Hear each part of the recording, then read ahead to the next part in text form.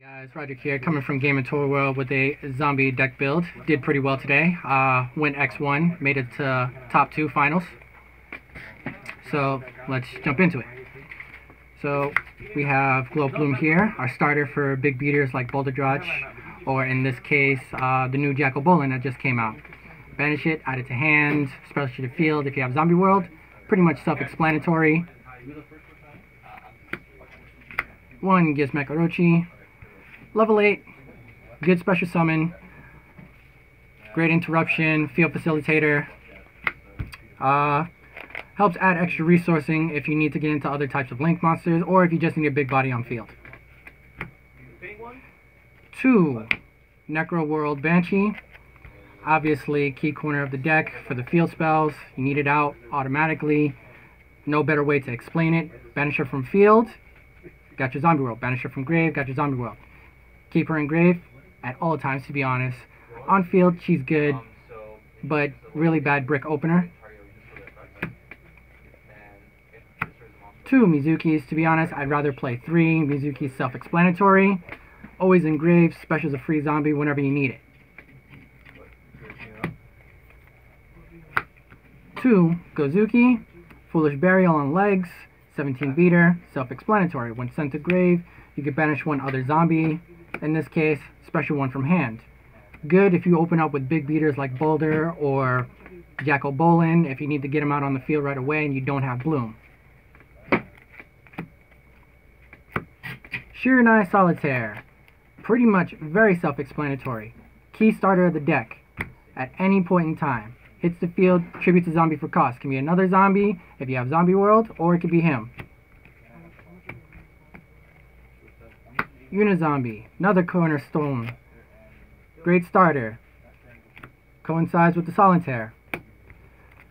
So basically, Foolish Burial from both hand and deck. Level increaser, can target monsters on either side of the field. In this case, your opening starter for tuners, or just rank 4 plays in general. Also self-explanatory. Shouldn't have to go into too much detail. Send any resource you need at any point in time. Doom King Boulder Drotch. Just a big beater in the deck.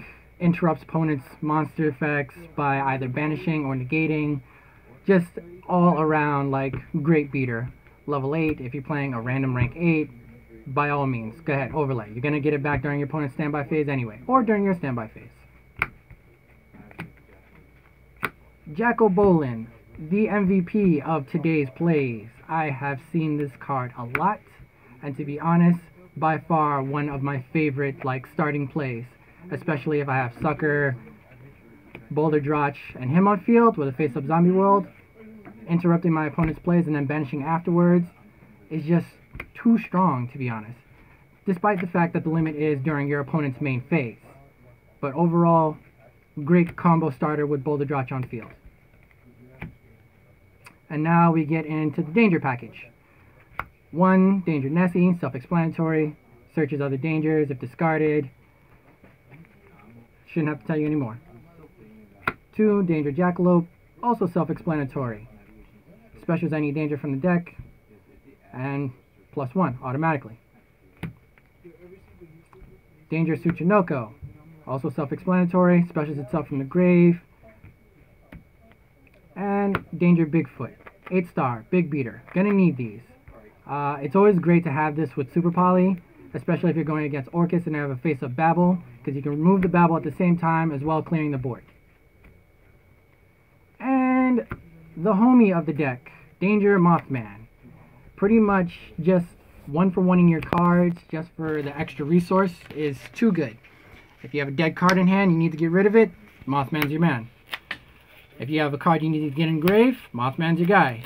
Or any other danger in that fact, but Mothman is just a homie.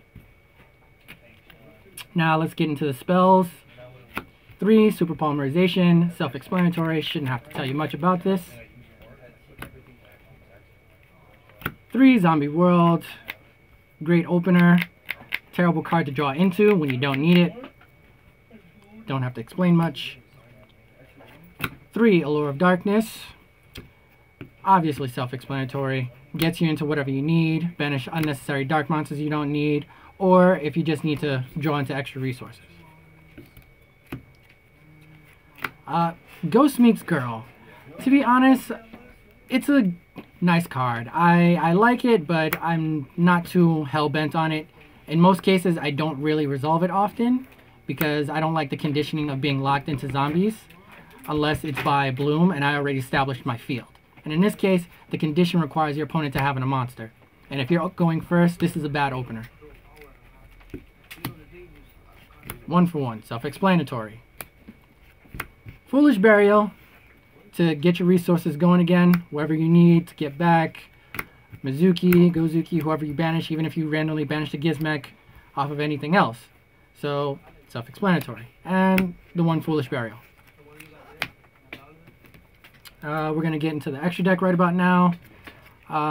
Obviously, we're going to start from our Super Poly targets, which is Triff,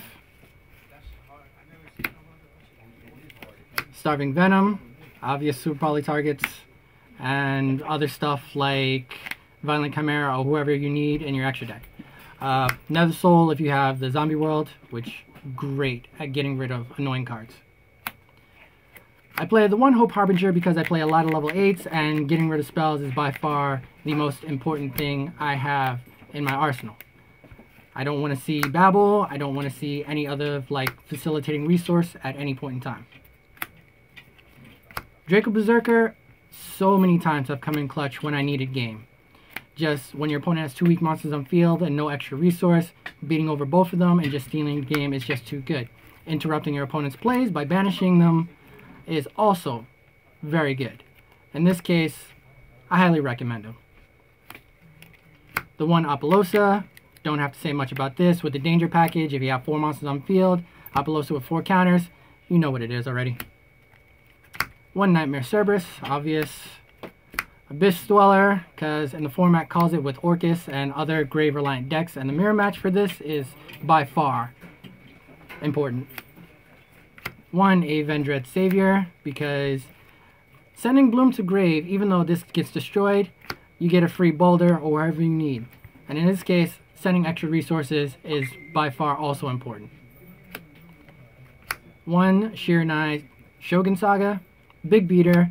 If you're going for game, obviously speaking, banish the Boulder Drotch or whatever other the big monster you got in your grave. Could be Bigfoot in this case, just 6,000 beater, pushing for game. Borreload Savage, because why? We never have enough negation. And big beaters at the same time. Shouldn't have to explain it that much. The 1 Nightmare Phoenix explains itself. Dragaris the Timeless has given me so many plussing options in this case with either dangers or discarding or just drawing cards in general. I generally have not used any of the other effects, but we'll use it at some point. Boral Sword Dragon, self-explanatory, pushes for game. And Vampire Sucker, your immediate +1 for when you need the extra card, or in this case you need the extra Super Poly target for your opponent to get into Drag Necro. Alright guys, that's all I got for you today.